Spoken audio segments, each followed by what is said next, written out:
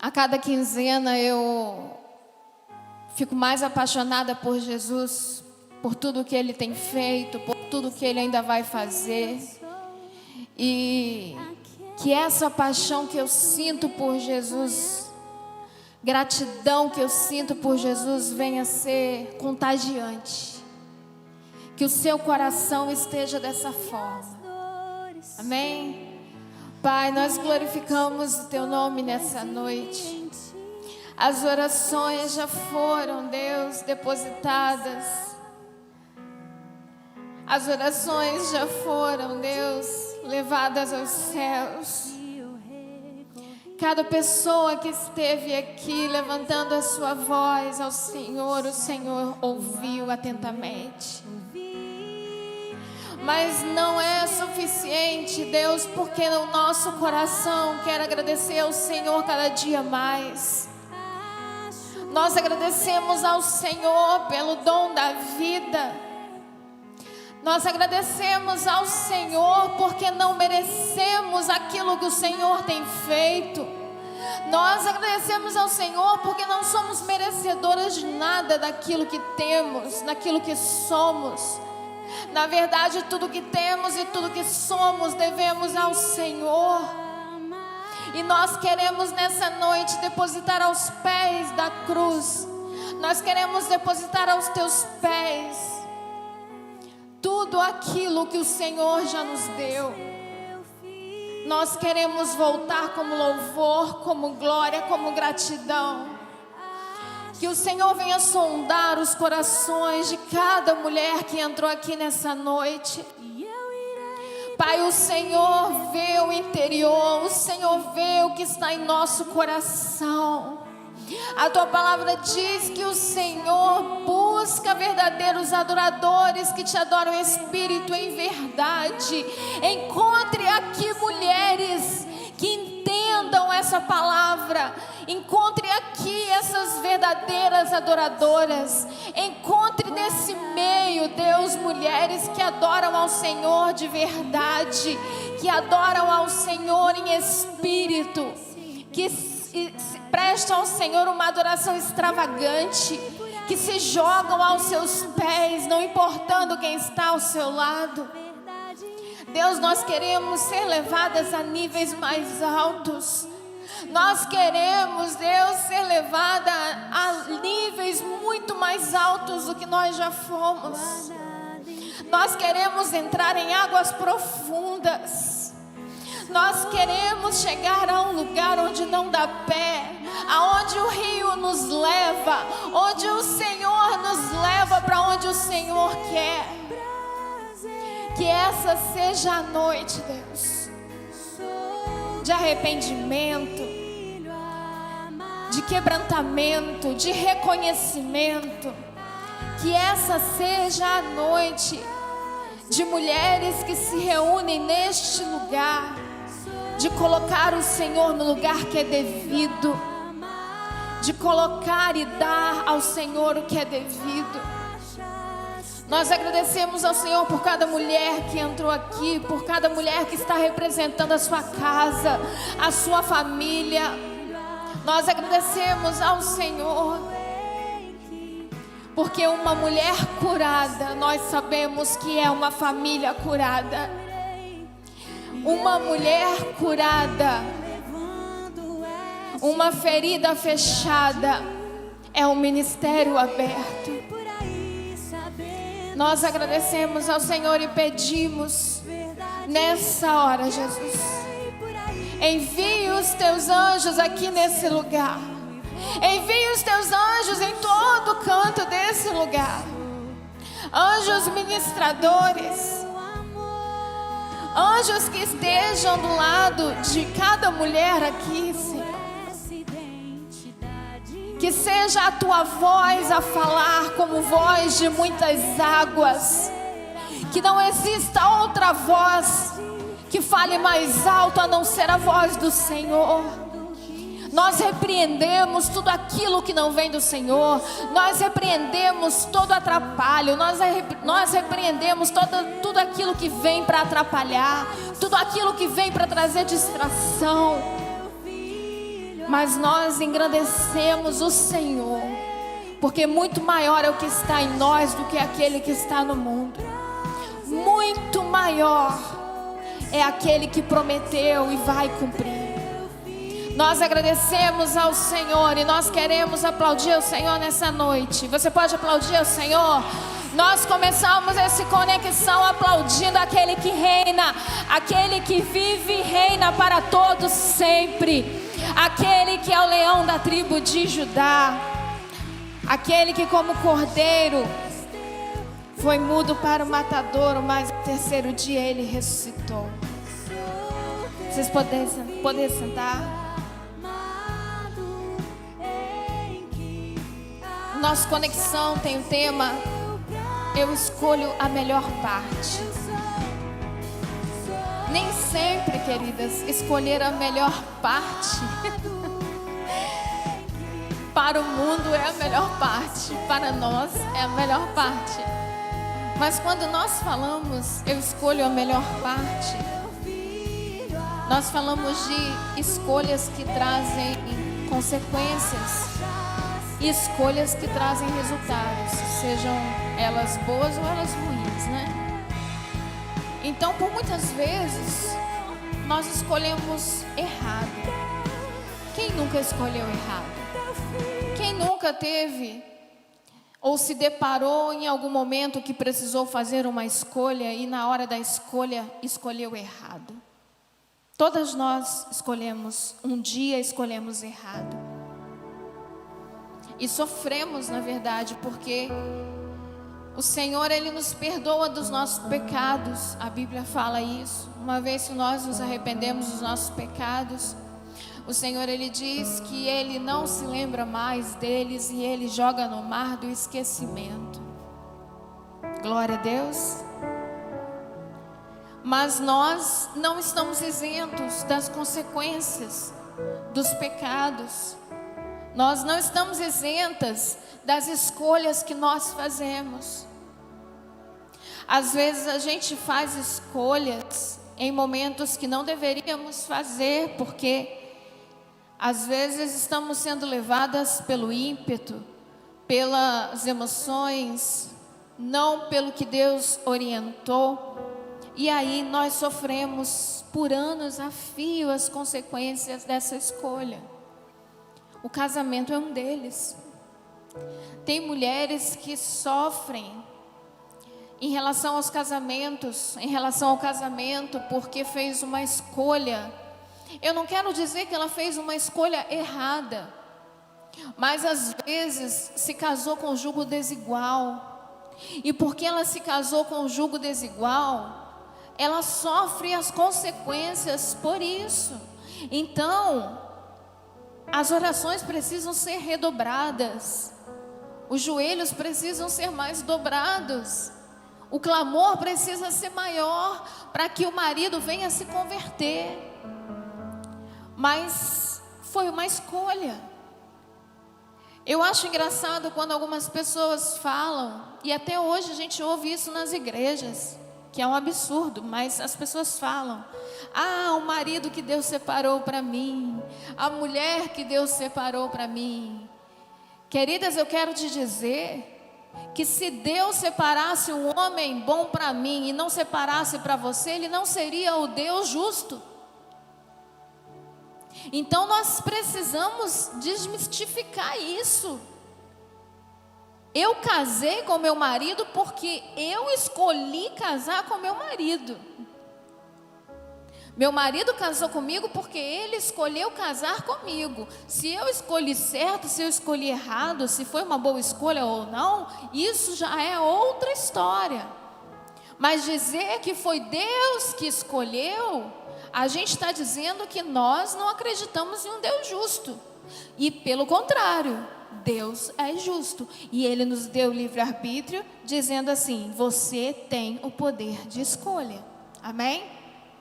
Então, nessa noite, nós temos o poder de escolhermos a melhor parte. Nós vamos falar de algumas pessoas na Bíblia. Na verdade, eu não quero contar sobre a história delas, sobre a história dessas pessoas na Bíblia. Eu quero falar em relação ao que elas escolheram. E a primeira delas é Ruth. Nós temos toda uma história, todo um contexto em relação a Ruth. É difícil a gente não contextualizar, né? Mas a gente perde tempo. Mas Ruth, ela escolheu estar com a sua sogra. Mas na verdade ela não escolheu estar com a sua sogra. Porque quando nós ouvimos as pessoas pregando, a gente fala em um contexto onde houve fome na terra do pão, em Belém. E aí saiu a família de Elimeleque com Noemi e com os seus filhos. E lá eles foram para Moabe, eles casaram com as moabitas, que eram Ruth e Orfa. E depois o Elimeleque morreu, depois de 10 anos, Quilion e Malom, é isso mesmo, né? Malom e Quilion morreram também. Então ficou a sogra e as 2 noras. E ela liberou as noras, porque ela não tinha mais como dar a elas outros filhos, porque a tradição era assim, que continuasse na mesma família. Só que Ruth resolveu ficar com Noemi. Mas nós falamos muito em relação a Ruth ter escolhido ficar com a sogra. Só que a Ruth, ela escolheu, na verdade, andar com uma mulher experimentada na sua vida. A escolha de Ruth não foi pela sogra. A escolha de Ruth foi por uma mulher que estava à sua frente. Foi por uma mulher que não prometeu nada a ela porque não tinha nada para dar, aparentemente. Mas quando nós olhamos por outro ângulo, a gente vê que Ruth escolheu estar com uma mulher sábia, que por um tempo, assim como eu e você, falou que não mais queria chamar Noemi. Ela queria ser chamada de Mara, porque ela estava em amargura de alma, porque ela tinha perdido o marido e seus 2 filhos. Ela passou por um período muito difícil. E Ruth escolheu estar do lado da sabedoria. E o que tem a ver isso comigo e com você? O que tem a ver, queridas, é que muitas vezes Deus coloca pessoas, coloca mulheres pontuais na nossa vida, que estão a um passo à nossa frente, para que nós venhamos a saber o que fazer, a decidir, a fazer a escolha certa. Ruth fez isso. Provérbios 1:7 vai dizer: o temor do Senhor é o princípio da sabedoria, e os loucos desprezam a sabedoria e a instrução. O temor do Senhor é o princípio da sabedoria. O que nós precisamos como mulheres, além de escolher a melhor parte, que é a sabedoria, é andar com pessoas que nos elevam, andar com pessoas que nos levam para mais perto de Jesus, é a gente ter temor a Deus. Nós precisamos ser mulheres que temem a Deus. Mulheres que temem a Deus, a Bíblia fala que é o princípio da sabedoria. A Bíblia fala que se você não tem sabedoria, peça, porque Deus dá a todos com liberalidade. Mas a Bíblia diz que existe um princípio da sabedoria, que é o temor. Vem antes de sermos sábias, nós precisamos ser temerosas, temer a Deus.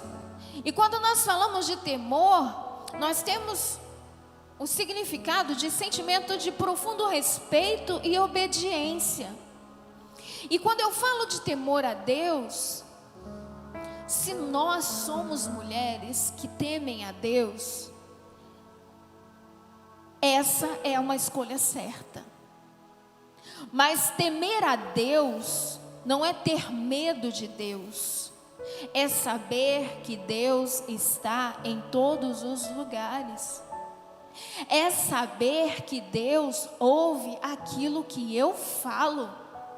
É saber, além disso, que eu nem preciso falar, mas o que eu pensei Ele já sabe. É pedir perdão até pelos pensamentos. Temer a Deus é isso. Temer a Deus é a gente temer em pecar, em fazer coisas erradas. Eu não vou fazer isso porque eu tenho temor a Deus. E quando nós olhamos aqui, onde prova que Ruth escolheu uma mulher experimentada? Onde prova na Bíblia que Ruth escolheu Noemi como uma mulher sábia? Porque até então, a Bíblia conta que ela perdeu o marido, ela perdeu depois de 10 anos os seus filhos, ela voltou, ela ficou sabendo que na cidade do pão, voltou a ter pão, e ela voltou para Belém, e lá, quando ela chegou, Ruth 3:1 vai dizer: certo dia Noemi disse a Ruth: minha filha, é hora de eu encontrar para você um lar seguro e feliz. Esse Boaz, senhor das moças com que você trabalhou, é nosso parente próximo. Vocês lembram que eu falei que a tradição era que continuasse na família? Se Noemi pudesse engravidar, ela não tinha marido, mas se ela pudesse, porque o marido tinha morrido, se ela pudesse engravidar e tivesse outro filho, ela poderia ter uma promessa que quando esse filho fosse maior, casaria com Ruth ou com Orfa. Só que aqui ela está dizendo: esse Boaz, lá em Belém, quando elas voltaram para lá, senhor das moças com quem você trabalhou, é nosso parente próximo. Na verdade, ele era parente de Elimeleque. Hoje à noite ele estará na eira, onde se debulha a cevada. Faça o que lhe direi. Olha o que essa mulher orienta a Ruth a fazer. Tome banho. Tem versão que vai falar: se banhe. Perfume-se e vista a sua melhor roupa. Depois vá até lá, mas não deixe que Boaz a veja enquanto ele não tiver terminado de comer e beber. Repare bem no lugar onde ele se deitar. Então vá, descubra os pés dele e deite-se ali. Ele lhe dirá o que fazer. Farei tudo o que você disse, respondeu Ruth. O que estava acontecendo aqui é que elas não tinham nem eira nem beira. Que quando o marido de Noemi morreu, quando os maridos das noras morreram, elas não tinham lugar para ficar, elas não tinham aonde trabalhar, elas não tinham o que comer, e elas foram parar na eira de Boaz, o resgatador. Como toda escolha certa, como nós escolhemos a melhor parte, com Ruth não foi diferente. Ela teve uma recompensa, e essa recompensa que Ruth teve foi da restituição. Quando nós falamos de Ruth, ela era moabita. Moabita é contrário aos israelitas, ou seja, moabita não era povo de Deus. Por isso que tem um versículo que diz que quando Noemi fala para ela: Ruth, vá para sua casa, volte para os seus parentes, volte para sua mãe, e ela fala: não insista para que eu vá, porque aonde você for eu irei, o teu povo será o meu povo. Onde você morrer, eu morrerei. Ela fala isso declarando que a partir dali ela fez a escolha dela. Eu não quero mais viver com esse povo pagão, eu quero viver aqui com o seu Deus. O seu Deus agora é o meu Deus. E veio a recompensa da restituição, Rute 4:9. Então Boaz disse às autoridades da cidade e ao povo ao redor: vocês são testemunhas de que hoje comprei de Noemi toda a propriedade de Elimeleque, Quilom e Malom. E junto com a propriedade tomei como esposa Rute, a viúva moabita de Malom. Assim ela poderá ter um filho que leve o nome da família de seu falecido marido e herde a propriedade da família aqui na cidade natal deles. Vocês hoje são testemunhas disso. Parente remidor que exerce a compra da propriedade do falecido. Ele poderia fazer isso, ele fez isso, ela escolheu certo. O que tem a ver comigo e você, eu e você, nós precisamos escolher com quem nós vamos andar. Nós precisamos escolher quem vai ser nossa mentora. Nós precisamos escolher a quem nós estamos ouvindo. Nós precisamos escolher a melhor parte. A melhor parte, a Bíblia fala, pelos frutos nós conhecemos a árvore. Tem mulheres ainda, queridas, ainda que estão dando ouvido a pessoas que estão a serviço do inferno. Nós não podemos ser essas mulheres. Nós precisamos ser as mulheres que escolhem a melhor parte. Qual é a melhor parte? Escolher uma mulher que me aproxima de Deus. Escolher uma mulher que não fala mal de outras pessoas. Escolher uma mulher sábia. Uma mulher que me reconcilia com meu marido. Amém, queridas? A segunda pessoa é Eliseu. Eliseu, ele escolhe servir Elias.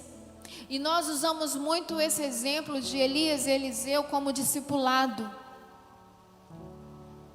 Eliseu era discípulo de Elias, mas Eliseu escolheu a melhor parte. E qual foi a melhor parte que Eliseu escolheu em relação a Elias? Ele escolheu a melhor parte. A Bíblia diz que o serviu. Ele escolheu a melhor parte, servir Elias, carregar malas.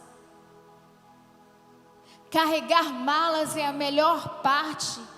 Talvez você e eu, nós estejamos no tempo de carregar malas. 1 Reis 19:19. Partiu, pois, Elias dali e achou a Eliseu, filho de Safate, que andava lavrando com 12 juntas de bois adiante dele. E ele estava como a 12ª, e Elias passou por ele e lançou sua capa sobre ele. Então deixou ele os bois e correu após Elias e disse: deixa-me beijar meu pai e minha mãe, e então eu seguirei. E ele lhe disse: vai e volta, pois que te fiz eu? Voltou, pois, de o seguir, e tomou a junta de bois e os matou. E com os aparelhos dos bois cozeu as carnes e as deu ao povo, e comeram. Então se levantou e seguiu a Elias e os serviu. Será que nós somos aquelas mulheres que estamos servindo umas às outras? Ou nós estamos querendo ser servidas? Igreja é lugar de serviço. Igreja é lugar de arregaçar as mangas e falar: eu estou aqui. Igreja é lugar de chegar, não é passar a mão na cadeira e ver se está limpa, aí pegar o pano e falar: deixa que eu limpo. Essa é a melhor parte. A melhor parte não é você ver: ah, não tem um papel higiênico, ah, não tem um copo descartável, ah, não, a salinha das crianças está suja. Não, a melhor parte é você entender e falar assim: eu sou serva, eu vou carregar malas. Nós falamos carregar malas Porque o apóstolo Roland, o pastor Roland na época, ele falou que ele carregou muita mala. Ele falou, só que hoje estão carregando a minha, e ele morria de rir. Ele falou, hoje estão carregando minha mala. Mas ele carregou muita mala. Ou seja, o apóstolo Ari Caetano ia viajar e ele não permitia que o apóstolo pegasse a mala. E ele falava, não, eu vou carregar a mala. Quando nós falamos de Elias e Eliseu, por várias vezes a gente vê, e Elias, ele queria ir, e Eliseu falava, não, eu vou com você. Não, você fica aí. Ele fala, não, eu vou com você. Ou seja, onde você for eu vou, o que você está fazendo, eu quero ver o que você está fazendo, eu quero aprender com você. Serviu a Elias. E qual foi a recompensa de Eliseu? Queridas, Deus nunca vai nos deixar sem recompensa. Nós não fazemos porque nós queremos nada em troca, mas Deus, Ele é galardoador daqueles que o buscam. Galardoador, Ele é aquele que presenteia aqueles que o buscam. A palavra diz isso, ela garante isso. A recompensa é a porção dobrada. Nós vemos aqui, segundo Reis 2:9, sucedeu que, havendo eles passado, Elias disse a Eliseu, pede-me o que queres que te faça, antes que seja tomado de ti. E disse Eliseu, peço-te que haja porção dobrada do teu espírito sobre mim. E disse, coisa difícil pediste, se me vires quando for tomado de ti, assim se te fará. Porém, se não, não se fará. E sucedeu que, indo eles andando e falando, eis que um carro de fogo com cavalos de fogo os separou um do outro, e Elias subiu ao céu num redemoinho. Ou seja, ele viu. Então ele recebeu porção dobrada. E se você for ler em toda a Bíblia, você vai ver que Elias fez muito mais do que Eliseu. Elias fez muito mais milagres do que Eliseu. Na verdade, aqui o que Deus fez foi confirmar Eliseu como sucessor, como aquele que veio depois, como aquele que veio como sucessor. Nós precisamos carregar malas para depois sermos sucessoras. Nós precisamos servir primeiro. Nós precisamos colocar a nossa roupa mais velha para que a gente venha limpar o chão, venha lavar o chão. Queridas, eu não estou falando isso por falar, eu estou falando por viver. Eu lembro como se fosse hoje, tem flashes que passam na nossa mente. E quando nós colocamos a tenda, uma tenda 10 por 15, 10 metros por 15, e tinha um quadrado, um retângulo, né? Não é quadrado, um retângulo, todo cimentado. A primeira pessoa que foi lá limpar a igreja fui eu. E eu limpando e falando, Senhor, é muita coisa, Deus, eu não vou dar conta. E o Senhor falou assim, você é a primeira pessoa, é você que tem que limpar. A autoridade vem quando nós fazemos, quando nós passamos, quando não é só falar, só falácia. Tem muita gente falando, tem muita gente pregando, tem muita gente da boca para fora, mas não faz nada. Eu ainda carrego malas. O apóstolo Daniel vai chegar, ele vai para minha casa, eu vou fazer questão de carregar a mala dele. Falar, não me deixe perder o galardão, eu quero carregar a sua mala. Não me deixe perder, ele é a esposa, me dá. E vou arrumar o quarto, e vou fazer o melhor que eu puder. Ah, mas porque eles são pastores? Não, porque se você for na minha casa, eu também vou fazer a mesma coisa. O último que foi o pastor Samuel, eu coloquei a mesa para ele. Eu arrumei a mesa para ele. Eu ainda carrego malas. Eu nem sei quando eu vou parar de carregar. Mas eu sei que alguém um dia vai carregar minha mala. Não é menos nem mais, não. É só processo. É só fase. É só fase. Isso não é ser mais, não é ser menos. É só fase. Ele teve a porção dobrada. O terceiro foram os discípulos. O que eles escolheram? Qual foi a melhor parte que os discípulos escolheram? Os discípulos escolheram permanecer. Meninas, quem permanece tem sua recompensa. Tem pessoas, como eu falei, ficam 5 anos na igreja. Tem pessoas que ficam 10 meses. Tem pessoas que têm 30 anos em uma igreja só. Você acha que com 30 anos essa pessoa não se desentendeu com seus pastores? Você acha que com 30 anos essa pessoa não discordou dos seus pastores? Você acha que ela já não chorou com raiva, com falta de perdão, querendo socar a cara deles? Será que não? Ou era todo mundo anjo? Só que não fez. A Bíblia fala: irai-vos, mas não pequeis. Uma coisa é eu ter vontade de fazer, outra coisa é eu fazer. E quando nós olhamos os discípulos, João 6, no versículo 60, vai dizer: muitos, pois, dos seus discípulos, ouvindo isto, disseram: duro é esse discurso, quem o pode ouvir? Que seria, pois, se visseis subir o Filho do Homem para onde primeiro estava? O Espírito é o que vivifica, a carne para nada aproveita. As palavras que eu vos digo são espírito e vida. Isso é Jesus falando para eles. Mas há alguns de vós que não creem, porque bem sabia Jesus, desde o princípio, quem eram os que não criam e quem era o que havia de entregar. E dizia: por isso eu vos disse que muitos dos seus discípulos tornaram para trás e já não andavam com ele. Então disse Jesus aos 12: quereis vós também retirar-vos?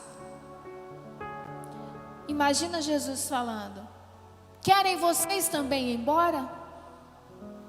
Depois de tudo isso que eu falei, vocês também querem ir embora? Respondeu-lhe, pois, Simão Pedro: Senhor, para quem iremos nós, se só tu tens a palavra de vida eterna? Queridas, quando a gente vai ver o contexto, o Senhor, Ele estava falando: aquele que quer me seguir, ele precisa comer da minha carne, ele precisa beber do meu sangue. Ou seja, para ser meu discípulo, não é de qualquer jeito, não é de qualquer forma.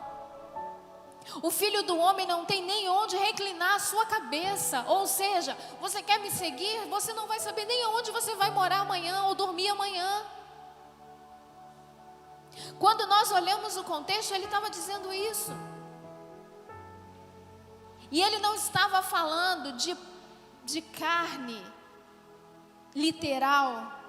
Ele estava falando do corpo. Ele estava falando do pão vivo que desceu do céu. Do sangue. Quando ele estava falando do sangue, ele estava falando de renúncia. Ele estava falando de dar a outra face. Isso não é fácil, isso é muito difícil. E ele falou com os discípulos, porque um deles falou assim: essa palavra é dura, difícil é esse discurso. E aí ele falou: eu não estou enganado. Eu sei dentre vocês quem não crê. E eu sei também aquele que vai me trair. Mas vocês querem ir embora? Vocês também querem ir embora? Por quê?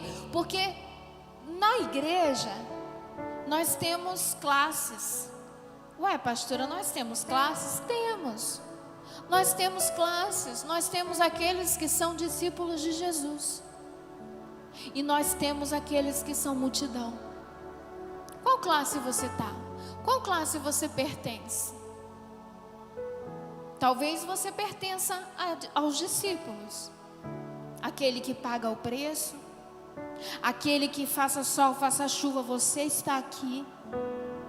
Aquele que sabe que nós estamos pagando parcelas do terreno e contribui, tira até mesmo de privações, passa privações para poder cumprir. Multidão não faz isso não. Multidão não está nem aí se está devendo ou se não está. Eu vou falar para vocês, nós estamos pagando abril. A pressão está aqui. A pressão está aqui. Mas quem é discípulo fala assim: o que eu posso fazer para ajudar? Além de eu entregar o meu dízimo, porque a Paula falou de obediência. Inclusive eu vou bater nela, porque ela falou que uma amiga dela falou que é obediência. A gente cansa de falar isso. A gente cansa de falar isso. Além de ser obediência, o dízimo, você não dá o dízimo, você entrega porque não é seu. Dízimo não é meu. 90% é meu, eu faço o que eu quiser dele, mas os 10 não. Os 10 eu entrego, eu devolvo para quem é de direito. Dê a César o que é de César, dê a Deus o que é de Deus. E aí, você é multidão, porque aqui no versículo, você pode ver antes do 60, do versículo 60, você pode voltar. Jesus, ele faz milagres, ele estava fazendo milagre dos, eu sempre troco, 5 pães e 2 peixinhos. Ele estava fazendo a multiplicação dos pães e dos peixes. Porque as pessoas querem as mãos de Jesus. As pessoas querem o que Jesus pode dar, pode prover.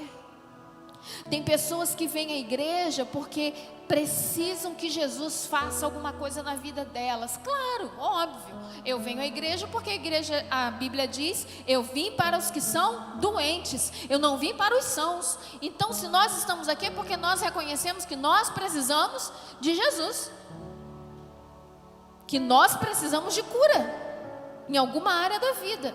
Mas tem as classes. Você é multidão ou você é discípulo? Porque a multidão quer a mão de Jesus. A multidão quer enquanto está tudo bem. Mas quando o negócio aperta, aí é que a gente vê quem são os discípulos. E era isso que estava acontecendo aqui nesse cenário aqui. E Jesus fala assim: os outros já foram, todos foram, e vocês querem ir também? Jesus era duro, irmãos. Tem gente aqui que acha que eu vou ser um docinho de coco. Eu estava falando ali com uma moça, eu falei: eu nunca vou ser o docinho de coco que vão esperar. Vão esperar, vão morrer esperando. Porque eu nunca vou ser o docinho de coco. A minha oração ao Senhor é: Deus, me dê doçura. E isso vem de Deus. Mas o docinho de coco não, porque eu não tenho essa personalidade. A minha personalidade é para o que Deus separou para eu fazer. Agora, discípulos de Jesus, eles escolhem permanecer. Pedro falou: para onde nós vamos se só o Senhor tem palavras de vida eterna? Às vezes a gente se afasta de Deus e aí a gente precisa ficar doente. A gente precisa perder um ente querido. A gente precisa passar por um divórcio. Pastora, está pegando pesado? Não, a gente precisa, porque aí a gente corre para Jesus. Tem gente que é assim. Enquanto está com carro novo, enquanto está com a casa nova, enquanto está com roupa nova, enquanto está com dinheiro no bolso, vem o dia que quer. Inclusive Deus está me martelando com a palavra comprometimento. Deus está gerando uma palavra comprometimento já tem 3 semanas. Eu ia pregar semana passada sobre a ceia, eu falei: não, eu não quero pregar sobre a ceia. Deus está falando sobre comprometimento. Deus quer entregar a palavra comprometimento. Lucas 9, 23, e dizia a todos: se alguém quer vir após mim, negue-se a si mesmo e tome cada dia a sua cruz. Cada dia a sua cruz. Não é você pegar a sua cruz e colocar ela num canto. É tome cada dia a sua cruz, aqueles que querem me seguir. Isso Jesus falou. Você é seguidor de Jesus? Você é seguidora de Jesus? Ou você é multidão? Multidão não toma a sua cruz todo dia e fala: e siga-me. Queridos, o que é carregar a cruz? Porque por muito tempo, às vezes a gente acha que carregar a cruz é o marido que é uma cruz. Eu tenho que carregar esse marido o resto da vida, é a minha cruz. Eu tenho que carregar minha sogra o resto da vida, é a minha cruz. Não foi isso que Jesus quis dizer, não foram as pessoas, não são as pessoas que são a sua cruz, não. Carregar a cruz é renunciar à carne. Isso é carregar a cruz. Ou seja, por que ele fala todos os dias, tome cada dia a sua cruz? Porque a cada dia você precisa renunciar à sua carne. Nós precisamos renunciar à nossa carne. Carne não se converte. A cada dia precisa renunciar à nossa carne. Isso é tomar a cruz. Não despreze a sua cruz.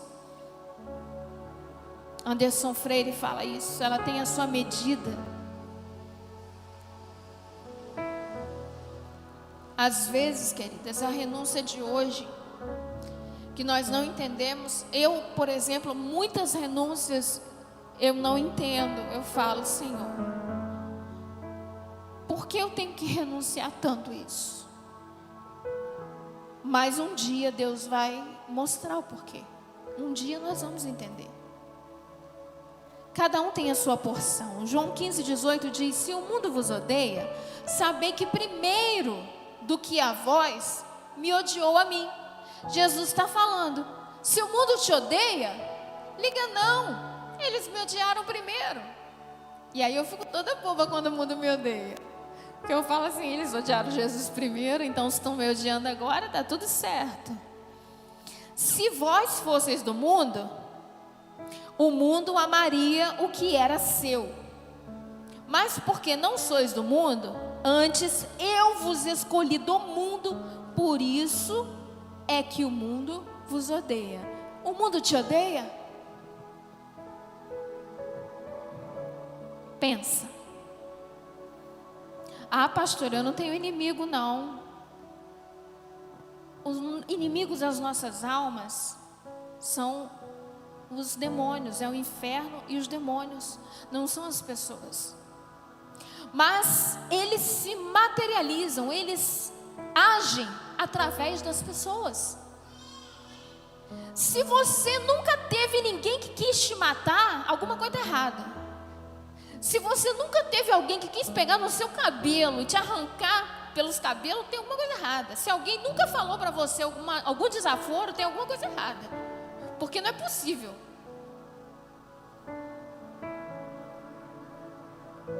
Porque a Bíblia está dizendo que o mundo vai nos odiar.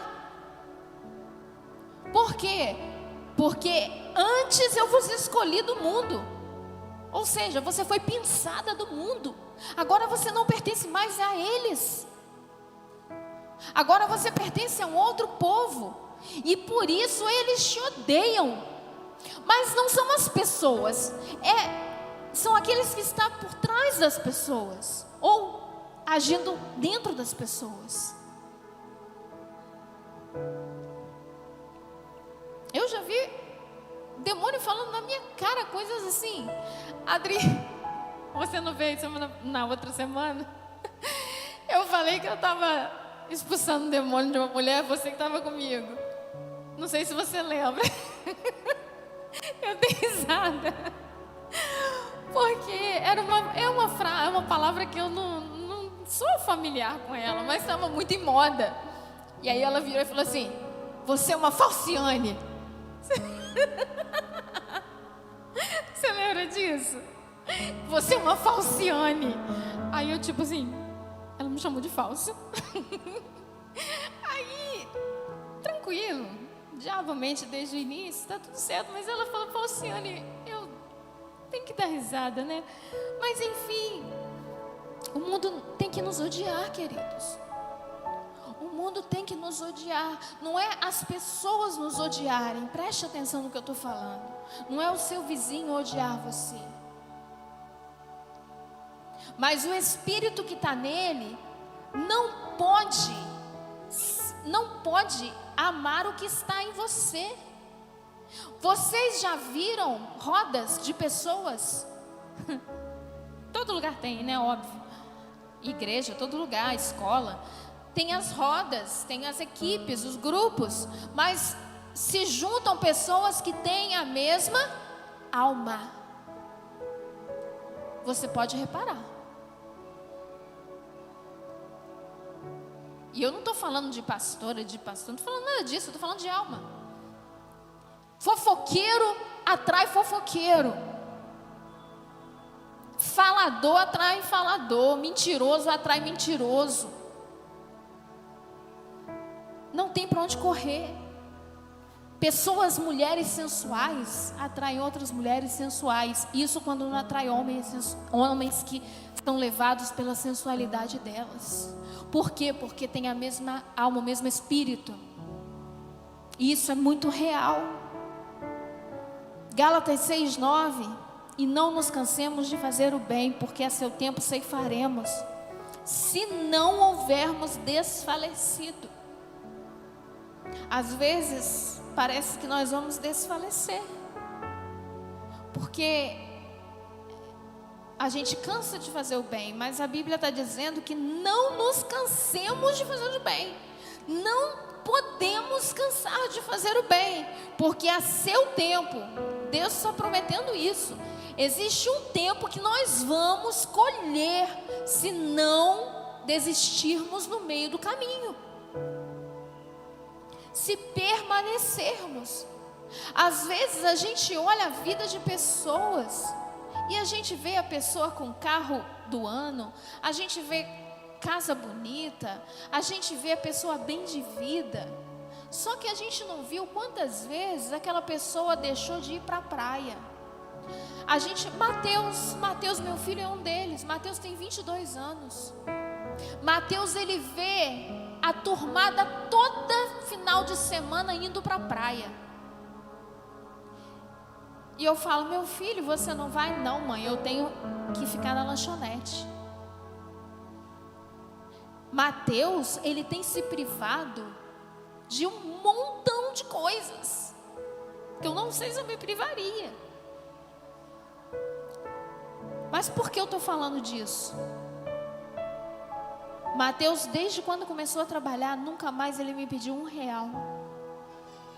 Ah, pastora, mas a minha família, a minha filha, o meu filho também nunca fez isso. Mas eu quero dizer que as privações que ele está passando hoje, você pode ter certeza que amanhã ele vai estar bem financeiramente, porque foi uma recompensa do momento em que ele se privou. Eu tenho certeza disso. Ele fala, não, mãe, eu não vou, eu preciso trabalhar.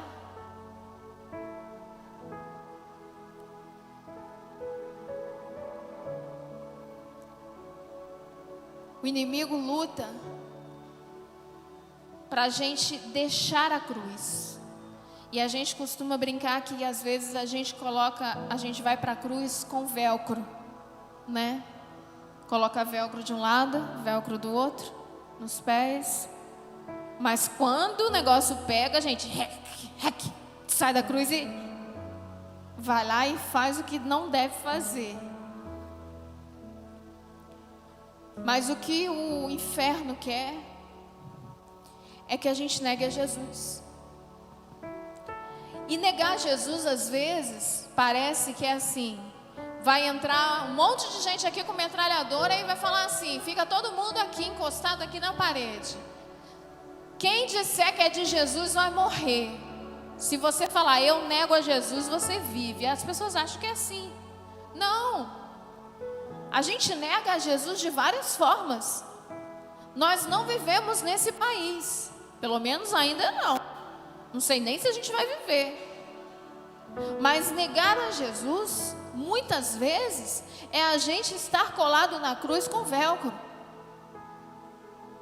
É muitas vezes a gente fazer as escolhas erradas em não permanecer, porque não está bom. E eu quero dizer a vocês que o tempo todo Jesus diz: quer me seguir, vai ser desconfortável. Você quer ser meu discípulo, você vai passar por privações. Você quer andar comigo, você tem que carregar todos os dias a sua cruz. Todos os dias tem que haver renúncia. Eu sei que essa palavra não está sendo nada boa. A palavra do pastor é melhor.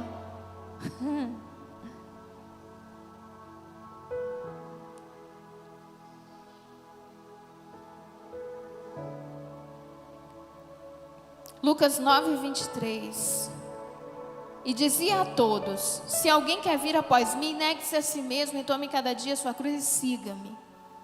João 15, 18. Se o mundo vos odeia, sabei que primeiro do que a vós me odiou. Gálatas 6, 9. E não nos cansemos de fazer o bem, porque no seu tempo nós colheremos, se não desistirmos.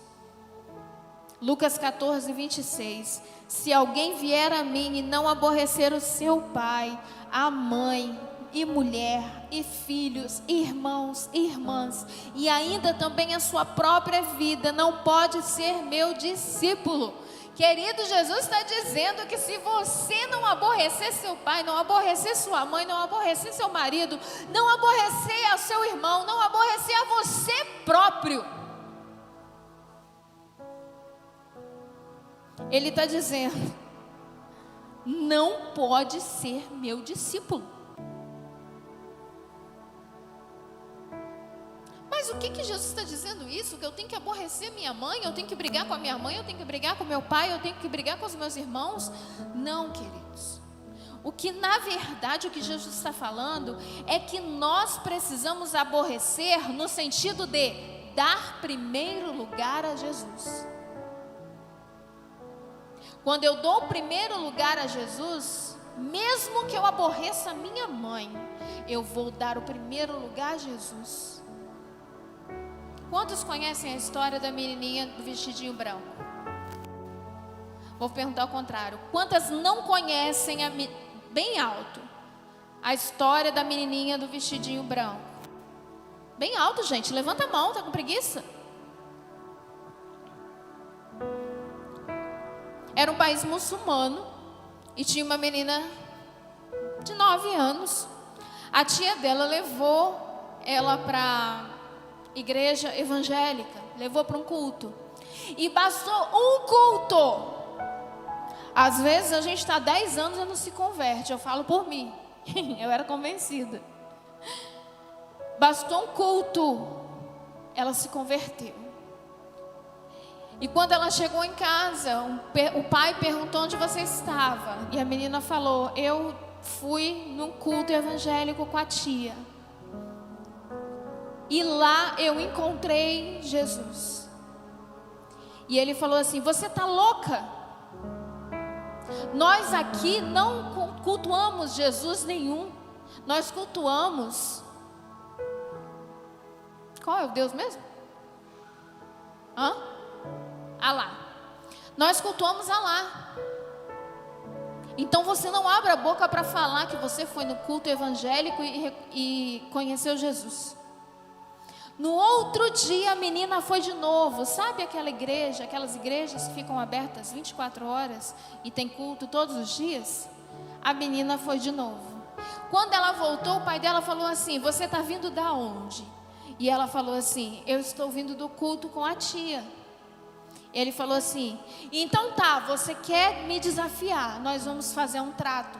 Já que você conheceu esse Jesus, todas as vezes que você for nesse culto, quando você voltar, você vai apanhar.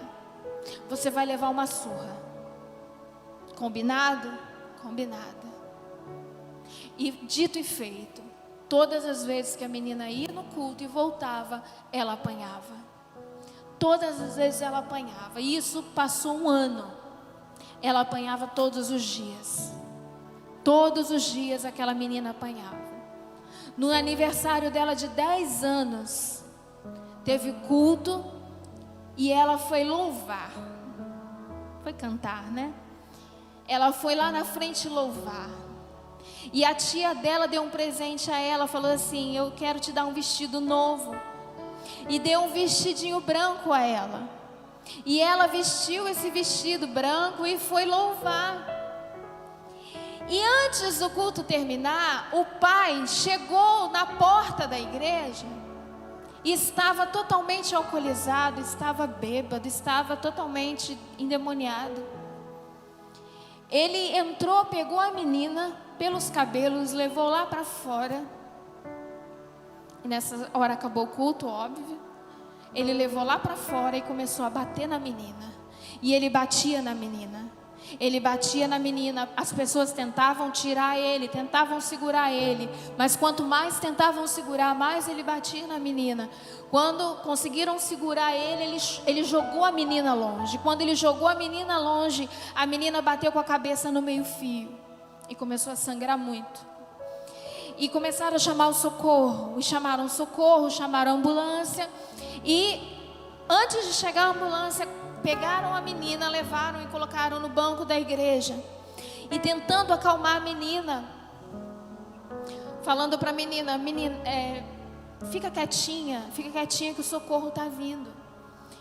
E a menina ficou desacordada umas 3 vezes. E eles tentando reanimar ela, falando: fulano, acorda. E ela acordava e falava assim: calma que já está chegando o socorro. E aí ela falou assim, estava o pastor e a tia e algumas pessoas, e ela falava assim, tiraram o vestido dela, na verdade, porque para estancar o sangue na cabeça, que sangrava muito. Tiraram o vestido e ela falou assim: me dá meu vestidinho.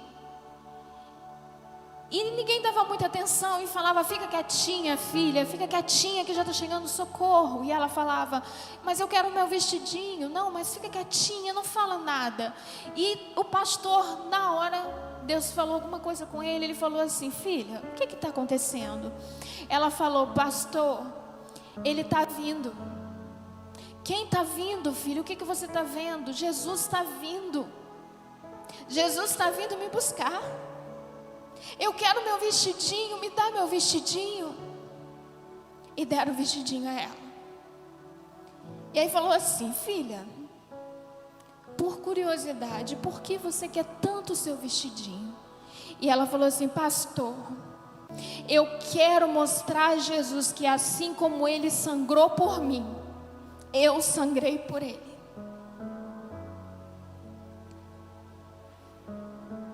Queridas, não é fácil ser discípulo de Jesus, mas não é impossível. Mesmo que batam em nós todos os dias, mesmo que nós venhamos a apanhar todos os dias,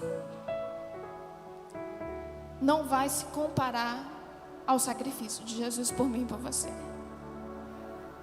Não vai se comparar ao que está preparado para aqueles que amam ao Senhor. Não vai ser comparada. A recompensa desses discípulos foi as palavras de vida eterna. Nós precisamos escolher a melhor parte. A melhor parte é acreditar na palavra. A melhor parte é acreditar naquilo que Jesus prometeu, porque Ele é fiel para cumprir. A melhor parte é nós entendermos que nenhum sofrimento que nós venhamos a passar, nossa leve e momentânea tribulação, produz muito peso de glória, muito grande peso de glória. Será que você pode dizer glória a Deus? O Senhor está falando: a nossa leve e momentânea tribulação produz peso de glória. Isso está contando ponto para mim e para você. Glória a Deus. não somos vítimas de pessoas, não somos. Deus não está dormindo. Aquele que nos guarda não dorme. Terrível é cair nas mãos do Deus vivo. Minha é a vingança. Mas o que o Senhor está falando é que os demônios fizeram, o que eles estão tramando, não vai à frente, porque o Senhor não perde, nunca vai perder batalha. Parece que demora, porque nós estamos no tempo diferente, no Cronos. E o Senhor, Ele trabalha no Kairos, no tempo perfeito de Deus. 2 ladrões na cruz. Um blasfemava, o outro, ele escolheu Jesus. Lucas 23:39. E um dos malfeitores que estavam pendurados blasfemava dele, dizendo: se tu és o Cristo, salva-te a ti mesmo e a nós. E respondendo, porém, o outro repreendia-o, dizendo, não sei se vocês repararam, mas Jesus não respondeu a ele. Jesus não respondeu à provocação dele. E o outro é que falou, dizendo: tu nem ainda temes a Deus, estando na mesma condenação? E nós, na verdade, com justiça, porque recebemos o que os nossos feitos mereciam. Mas este nenhum mal fez. E disse a Jesus: Senhor, lembra-te de mim quando vieres em teu reino, ou quando entrares no teu reino. E disse-lhe Jesus: em verdade te digo que hoje estarás comigo no paraíso. Esse ladrão da cruz, ele passou a vida inteira fazendo coisas erradas, mas no momento crucial ele reconheceu Jesus e ele falou: Senhor, lembra-te de mim quando entrares no teu reino. E o Senhor falou com ele a recompensa: hoje mesmo estarás comigo no paraíso. Esse ladrão admitiu o seu erro. Esse ladrão se arrependeu e ele mudou de direção. O que nós precisamos fazer todos os dias, não é um dia só, não é uma semana apenas, são todos os dias. Nós precisamos reconhecer o nosso erro diante do Senhor. Nós precisamos nos arrepender, nós precisamos mudar de direção. Eu queria fazer, mas eu não vou fazer, porque para ser discípulo de Jesus eu preciso aborrecer a minha carne. Eu preciso me aborrecer. Esse ladrão admitiu. Ele admite que o sofrimento deles era justo, que o que eles estavam passando, a sentença deles era justa, mas de Jesus não. E quantas vezes nós colocamos culpa em terceiros? E Jesus está falando para mim e para você: chega. Chega. A culpa não é do seu marido. A culpa não é da sua mãe. A culpa não é do seu irmão e da sua irmã. A culpa não é dos seus filhos. Chega de colocar culpa em terceiros. Nós precisamos admitir as nossas escolhas. E nós precisamos escolher a melhor parte. Chega disso.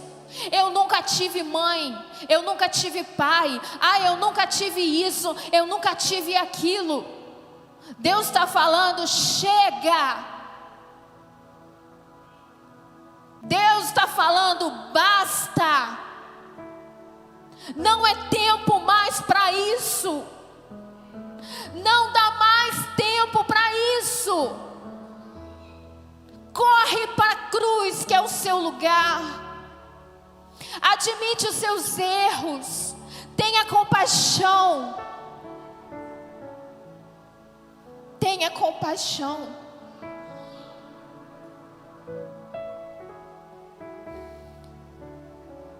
Pedir misericórdia, pedir socorro. Às vezes a gente canta, e a gente canta: Hosana, Hosana, Hosana nas alturas. Você sabe o que é Hosana nas alturas? Às vezes a gente não sabe nem o que é Hosana nas alturas. Nós precisamos crescer, mulheres. Nós precisamos crescer.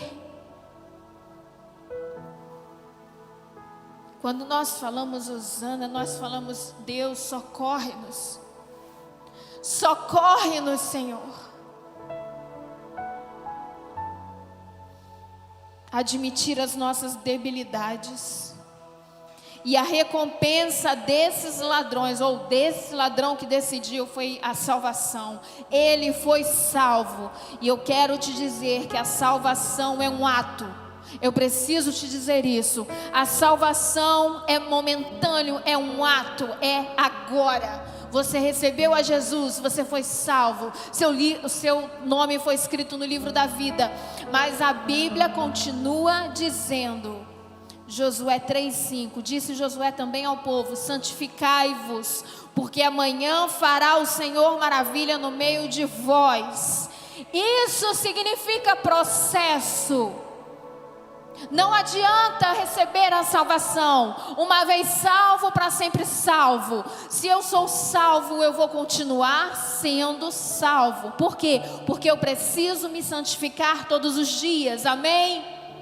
Todos os dias é dia de santificação. Santifique-se, porque amanhã fará o Senhor maravilhas no meio de vós. Então Ele conhece a nossa força, o Senhor conhece a nossa fraqueza, mas Ele continua dizendo: seja santo, porque sem santidade ninguém verá o Senhor. Sem santidade ninguém verá o Senhor. Quantas vezes eu oro e falo: Deus, não me leva agora, porque eu não estou pronta. Quantas vezes eu oro assim. É claro que se Deus quiser me levar, Ele vai me levar, mas eu oro assim, porque eu entendo que nós precisamos estar prontas a todo e qualquer momento. E por último, Maria escolheu a melhor parte. Maria escolheu estar aos pés de Jesus. Lucas 10:38. E acontecendo que, indo eles de caminho, entrou Jesus numa aldeia, e certa mulher, por nome Marta, o recebeu em sua casa. E tinha esta uma irmã chamada Maria, a qual, assentando-se também aos pés de Jesus, ouvia sua palavra. Marta, porém, andava distraída em muitos serviços, e aproximando-se disse: Senhor, não se dá que minha irmã me deixe servir só? Dize-lhe que me ajude. E respondendo Jesus, disse-lhe: Marta, Marta, estás ansiosa e preocupada com muitas coisas, mas só uma coisa é necessária, e Maria escolheu a boa parte, a qual não lhe será tirada. Nós temos Maria de Magdala, Maria Madalena. Nós temos Maria de Nazaré, que foi a mãe de Jesus e depois discípula. E nós temos Maria de Betânia. É essa Maria que nós estamos falando, irmã de Marta e Lázaro. A mesma que quebrou o vaso de alabastro e enxugou com os seus cabelos.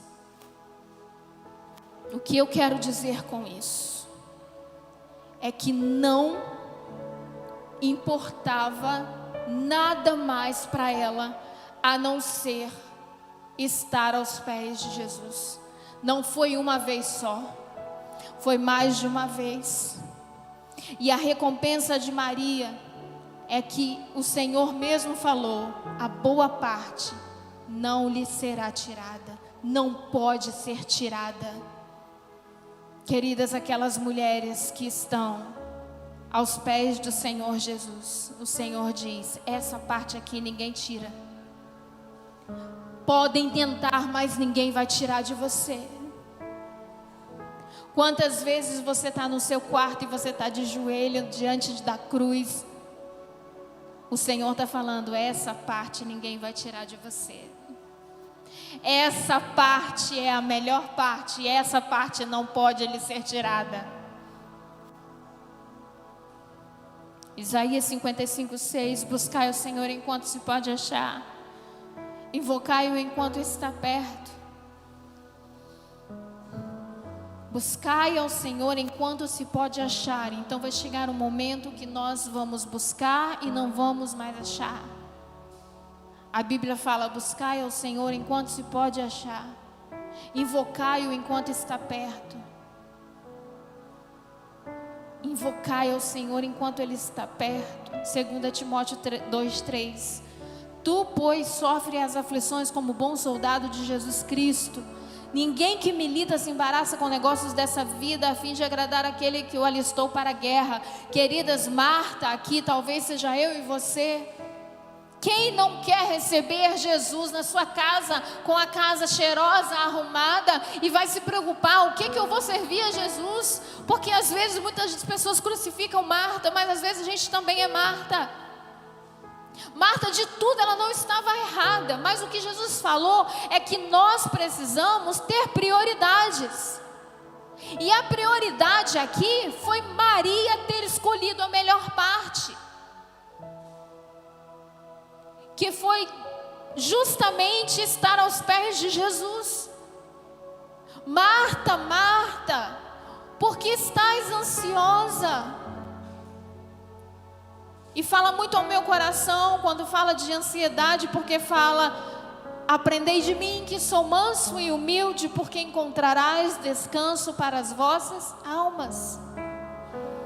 Encontrarás descanso para as vossas almas. Aquietai-vos, aquietai-vos, alma. Aquieta-te, alma, porque te perturbas dentro de mim. Confia no teu Deus, porque eu ainda o louvarei. Palavras de vida eterna. Ninguém que se alista para esse exército, como um bom soldado de Cristo, milita, ele se embaraça com negócios dessa vida. Queridos, nós somos soldados do exército do Senhor, nós somos mulheres com espadas na mão, nós somos guerreiras, e a Bíblia diz que não podemos nos embaraçar com as coisas deste mundo, dessa vida. Se eu tenho uma cozinha para arrumar e tenho um culto para ir, eu vou arrumar a cozinha quando eu voltar.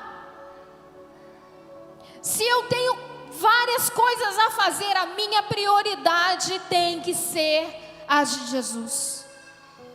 Buscai primeiro o reino de Deus, e todas as coisas vos serão acrescentadas. Ou todas essas coisas, o que comer, o que beber, o que vestir, vos serão acrescentadas. 2 Coríntios 4,16, por isso não desfaleçamos, mas ainda que o nosso homem exterior se corrompa, o interior, contudo, se renova de dia em dia, porque a nossa leve e momentânea tribulação produz para nós um peso eterno de muita glória, de uma excelente glória. Não atentando nós nas coisas que se veem, mas nas coisas que não se veem, porque as que se veem são temporais, e as que se não veem são eternas. Aquilo que nós vemos vão passar, amém? Às vezes eu dou risada porque eu falo com as pessoas e a pessoa fala assim: vai passar. E tipo assim, eu sei que vai passar. Vai passar, são temporais, questão de tempo, nada dura para sempre. Vai passar. E as que a gente não vê são as coisas eternas. E eu quero que você fique de pé. E eu quero te dizer que o peso da tribulação não dá para comparar com o peso da glória que o céu vai revelar. Eu não sei o que você está passando, eu sei o que eu estou passando. Eu estou passando por prova que eu não me lembro que eu algum dia tenha passado. Eu não lembro de sentimentos que hoje eu tenho que um dia eu tive. Eu não lembro de ser tão ruim como eu sou hoje, algum dia ter sido. Mas eu quero te dizer que os homens de Jesus, os homens que Jesus escolheu na Bíblia, a maioria deles não seriam escolhidos por nós. Então há esperança para mim e há esperança para você. Há esperança. A tribulação não pode ser comparada com a glória que os céus vão revelar. Você crê nisso?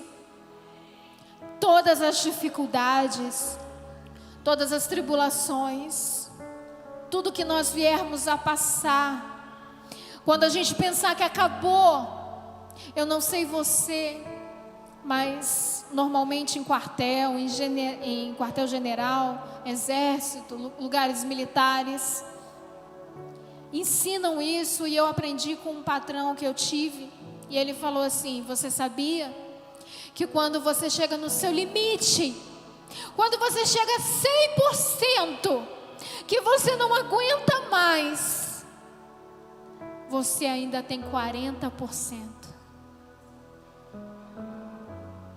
Então, quando você chorar diante de Deus e falar: Senhor, eu não aguento mais, ouça essa voz dizendo: você aguenta, você ainda tem 40% a mais. Você consegue 40% a mais. Você não pode dar glória a Deus? Se você corre numa maratona, você chegou ao seu limite, você não está aguentando, e o Senhor fala: você consegue mais 40%, você tem mais 40%, você aguenta. Você não está sozinha. Amém. Deus é bom. A cruz tem o nosso tamanho, e o peso da tribulação não vai se comparar à glória que o céu vai revelar. Aleluia.